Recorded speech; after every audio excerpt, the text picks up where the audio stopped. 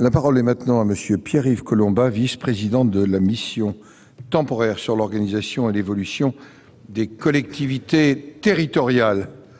Vous avez la parole, mon cher collègue. Monsieur le Président, Monsieur le Ministre, chers collègues, pourquoi un rapport sur les collectivités locales de plus, est-on tenté de dire? On en compte tant que l'exercice est devenu un genre littéraire. Genre littéraire qui peine d'ailleurs à trouver sa place entre le roman d'anticipation, l'essai de stratégie électorale et le dictionnaire des idées reçues. Dans ce dictionnaire, à la lettre C, il y a bien sûr collectivité locale. Collectivité locale augmente la dépense publique, voire millefeuille. Millefeuille, spécialité du restaurant du Sénat. Millefeuille territorial, coûte cher à la France, déploré qu'on ignore combien, mais tenez contre. Commune, produit de la Révolution, suspect. Il y a trop de communes en France, voire suppression. Suppression. Oh, ça a raison de créer les communes. Suppression. La suppression des communes est impossible en France. Évoquer le programme d'Odilon Barrot, ministre de Napoléon III, remédier au morcellement des communes rurales. Déplorer que l'on n'y soit toujours pas parvenu. Compétence générale. Commencer par rappeler qu'on lui doit l'essentiel des innovations des collectivités locales, mais conclure en demandant sa suppression. Conseiller général. Notable conservateur, repérable à la campagne. Invisible à la ville. Conseiller régional. Recalé du scrutin majoritaire. Invisible à la ville comme à la campagne. Département, trop nombreux, mais proche des administrés. Région, trop petite, mais éloignée des Français. Intercommunalité, permet des économies d'échelle, rester intraitable. Que l'observation ne le montre pas, n'infirme pas le principe, au contraire. Financement, toujours croisé. Perversion dont le résultat est d'allonger inutilement les inaugurations en multipliant les discours. Réforme.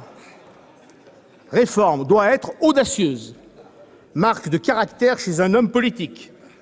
Dire d'une réforme dont l'utilité n'est pas établie, certes, mais elle est audacieuse. Précisément, la mission sénatoriale qui vous rend compte aujourd'hui de ses premières conclusions, en tout cas, c'est ma perception, s'est bien moquée d'être audacieuse. Elle s'est contentée d'être utile, en tout cas, elle a essayé de le faire.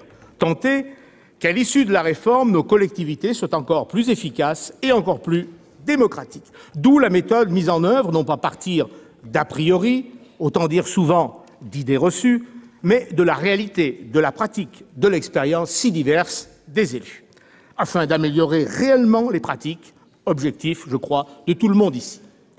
Non pas proposer les solutions déjà en rayon, mais les élaborer par la confrontation des points de vue. Exercice sportif s'il en est, tant sont diverses les situations et contradictoires les intérêts. Exercice intellectuel, mais plus fondamentalement art politique, qui, nous dit Platon, s'apparente à celui du tisserand, le tisserand qui est capable de composer avec des fils divers un tissu égal et bien tramé.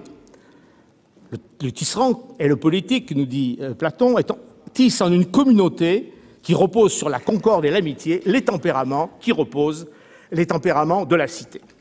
À l'évidence, une réforme qui ne serait pas portée par un consensus suffisamment large serait vouée à l'échec. Ce qui suppose d'abord de s'entendre sur la nature des maux auxquels on entend remédier. Or, l'affirmation lancinante, selon laquelle les collectivités locales dépenseraient trop, sous-entendu de manière inconsidérée, qu'une réduction drastique du nombre de communes et des échelons administratifs permettrait des économies de gestion considérables, eh bien, est une contre-vérité. Quand les conseilleurs sont des payeurs avec l'argent des autres, comme le président de BNP Paribas, groupe bancaire dont la crise a révélé la qualité d'expertise, comme l'ex-président de Dexia, sauvé de la faillite par les États belges et français, par ailleurs auteur d'un célèbre rapport sur les enjeux de la maîtrise des dépenses publiques locales, ou comme l'ex-président de la Bird, expert au carré universel, on se pince pour ne pas rire. Je ne vous rappellerai pas des chiffres connus de tous, Les collectivités locales réalisent les 3/4 des investissements publics et 10% de l'investissement du pays. Elles les financent d'une manière particulièrement saine, puisque depuis 1982, leur endettement est demeuré quasi constant et inférieur à 10% du PIB. Dans le même temps, la dette de l'État, qui représentait 18% du PIB en 1982, avoisinait les 70% avant la crise. Nul n'ignore ce que ce sera fin 2009.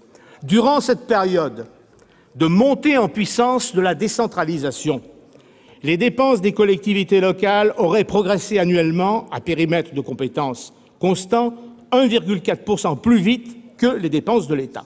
Là serait le scandale. Mais quel scandale quand on le met en regard avec les investissements considérables réalisés, avec le développement sans précédent des services collectifs durant cette période.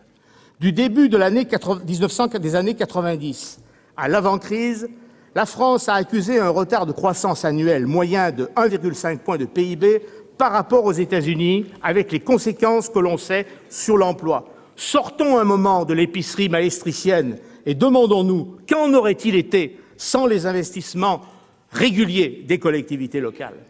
Non, les petites collectivités, à commencer par les communes rurales, ne nous coûtent pas cher.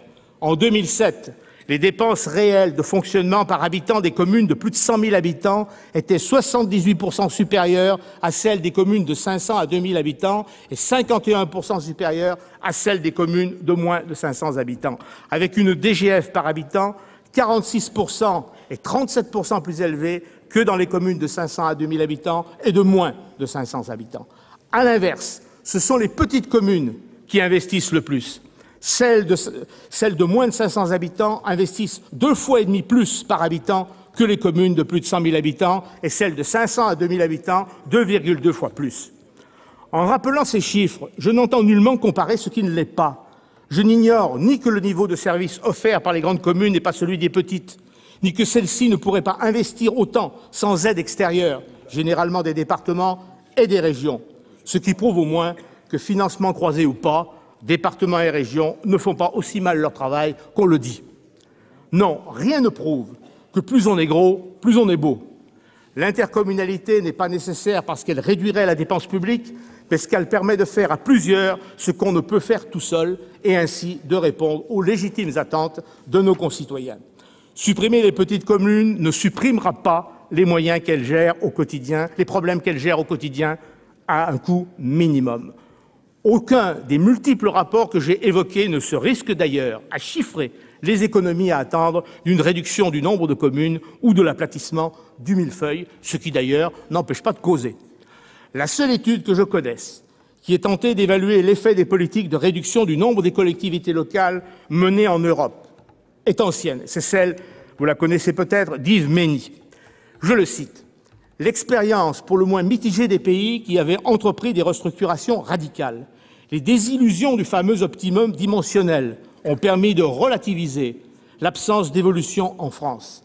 Les vicissitudes des réformes à l'étranger ont montré qu'un concept rationnel s'avérait parfois peu fonctionnel, centralisateur et le plus souvent coûteux, qu'il n'existait pas de cadre idéal pour la mise en œuvre de toutes les politiques locales, que les gains potentiels en efficacité étaient parfois mis en échec par l'éloignement géographique et démocratique des centres de décision, que la diversité locale était un instrument important du pluralisme cher aux démocraties occidentales.